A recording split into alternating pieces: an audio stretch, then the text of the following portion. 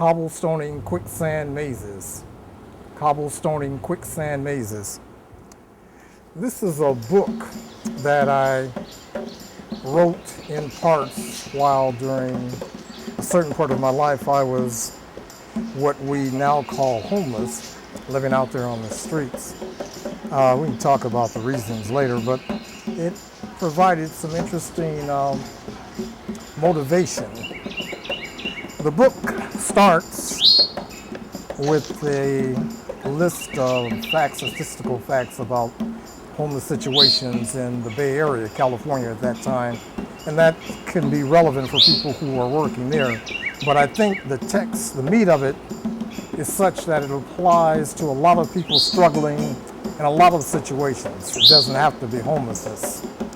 And I think as you can hear the backdrop, the climate is a very, very, very, very crucial thing when you're living outside. So we're going to listen to it for just a while, and you can begin to imagine what this would really mean to a person who had to live outside in that situation.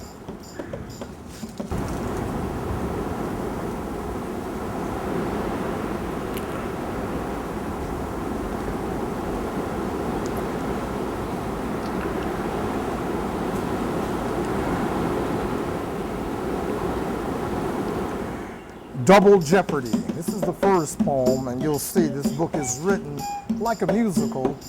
There's prose, and at certain points when prose wouldn't exactly explain what it was that I was trying to present, then I had to go into poetry. So it's sort of like a musical that way. And later on, I turned some of these poems into musical expressions. But I think it makes for an interesting presentation. Double Jeopardy, America's newest reality series, where homeless contestants can win a few nights' sleep in a shelter. However, the problem with being homeless outside in America, when there's no place you can afford to go inside, is they don't want you to be legal or at home inside yourself either while you're dealing with it. Now, who dealt that hand anyway? How do you play strip the poor poker when there's nothing left to take off? I wrote this in 04. Cobblestoning quicksand mazes, an innovative, artistic, integrative, autobiographical, insightful journey into homelessness, designed to sensitize the acceptance of and the working or the voting for varied necessary changes for homelessness elimination in America. Forward. In a landscape where insufficient incomes and unaffordable housing prevail, individuals become homeless when an unexpected financial setback, illness, or personal crisis occurs. Once homeless, people are faced with a new and overwhelming set of obstacles. This is from home base, San Francisco, California. My introduction. This presentation is presented in a non-fictional, eclectic, pre-sociological, autobiographical, multi-dialect style that simulates the random, skewed, dichotomous, cyclical, little-known, rapidly shifting, slowed, degenerative nature of living the multi-level, homeless, economically disabled existence. It contains few chapters or oppression breaks and many meticulous experiences, sentences, with conditional subordinate considerations, clauses. It weaves from and through internal and external homeless events, thoughts, and feelings via omni-prepared for anything, zombitizing, daily reprioritizing, non-cruise control, resigned discipline strung between fixed, partial, overlapping food, transportation, financial, bathroom, and temporary shelter schedules and locations. It creatively and representatively sifts through actual homeless events that attempt day by day decent living from a mix of fluctuating low, no, and past income factors in the midst of economically and socially more stable and affluent lifestyles. In a prosperous nation that constitutionally and politically avows economic opportunities for all, but has a growing homeless population in a time of unprecedented economic growth. When I was out there, the GPA, the country was in unprecedented growth. There was no crisis at that time, but we were still homeless. That's the part I'd have to add at this point. This is dedicated to raising homeless consciousness and thereby affecting homeless resolutions, social progress within and without. To those dedicated service providers who labor through daily adversity to be there regardless and do what they can to help. To the many homeless artists who eventually succumb to the too numerous unnecessary adverse factors militating against creating, securing, and presenting homeless art. To the computer technicians, counselors, and therapists who patiently assisted me, and to my 3 children whose understanding, love, and patience continues to be invaluable. And especially to those still out there struggling homelessly in America.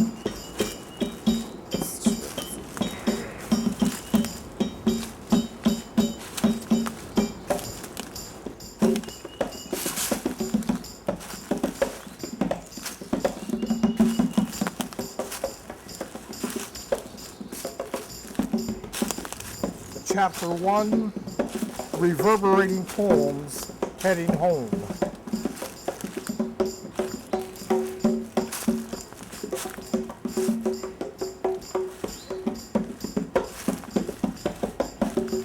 Unforgetful raindrops, heavenly teardrops dance their delicately choreographed wake-up concert, adorning my semi-sleeplessness. And for a brief moment, I forget that I'm still homeless and still struggling, probably with diminished capacity to rise up. Moshesh, 1996. Homeless experiences, i.e. sentences, rarely proceed simply from subject to predicate. They're usually laced with complicating dependent causes. I awoke listening out loud for the sounds of early awakenings to take over from the lingering residues of last night's eager sleep, to again summon the question of whether to weather the probable negative consequences of making my appointment at the local plasma center.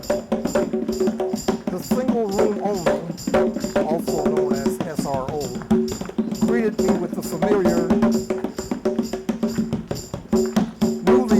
yellow and red decor squeezed between paper-thin walls. The single room only, aka SRO, greeted me with the familiar newly painted yellow and red decor squeezed between paper-thin walls, broken by 2 doors and a window. One door led to the bathroom that actually had a very comforting private bathtub, and the other door right next to it officially separated me from the rest of the huge, supportive housing unit. However, most communication with the outside my door residents would osmose through the partially open window and the 2-way walls. The open window secured at the top with nails beckoned back to an earlier time where fresh air always abounded refreshingly amid the variously effective outdoor abodes that preceded my stay here. Enter the cosmic wind, windswept carpet, quilted strands of firmly sculptured boundaries beautifully intertwined with natural creations, waving randomly everywhere, resplendent refreshingly with hues of interlacing green, pierced with crusty browns, dotted with occasional lumps of contoured grays, all carefully caressing, gently evolving meanderings of whimsically wet, woven whispers, angularly ascending seaward as I fathom the cascadingly creeping coming of the symphonically psychic cosmic wind, winding rhythmically within the planetary restraints of humane refrains. Humane refrains. Okay, Moshesh 596. The window wallers had obviously overheard the phone conversation through the open window of porous walls that planned the morning activities. Or they could have surmised it earlier through the usual method of reading and removing incoming phone messages from the easily accessible message boxes. Some of them used to have direct access to the incoming phone lines, but Pac Bell had supposedly fixed that. They had plenty of time to put together the usual assortment of false, harassing scenarios, drama constructed from the bits and pieces of information that had floated through from official and unofficial sources to those who had nothing better to do but perpetrate. Sometimes they paid, but at least I didn't have to worry about early morning security removals, inclement weather changes, or the other myriad of street.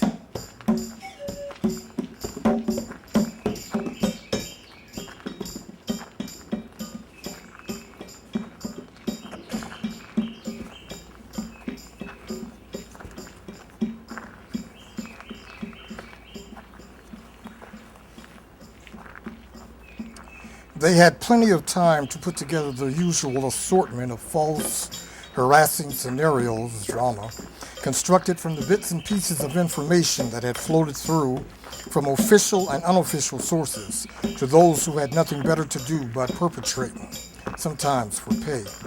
But at least I didn't have to worry about early morning security removals, inclement weather changes, or the other myriad of street dangers that plague my outdoor homes, or so they said.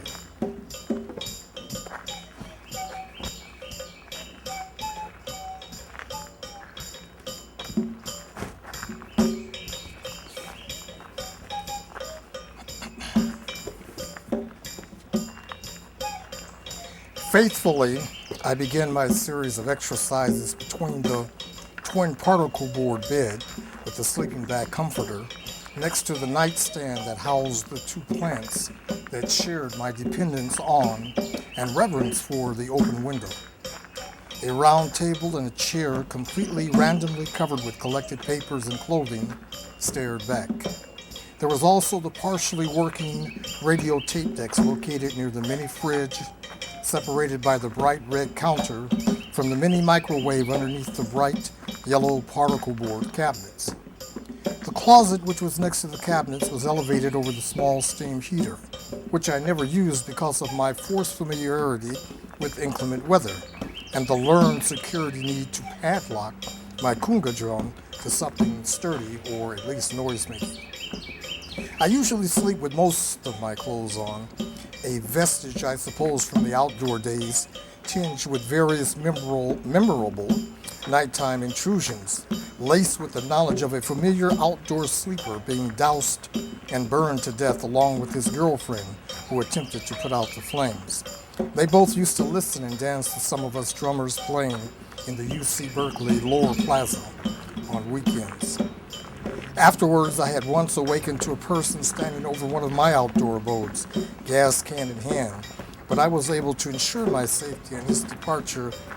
My exercises were often useful that way, but it shouldn't have to be that way.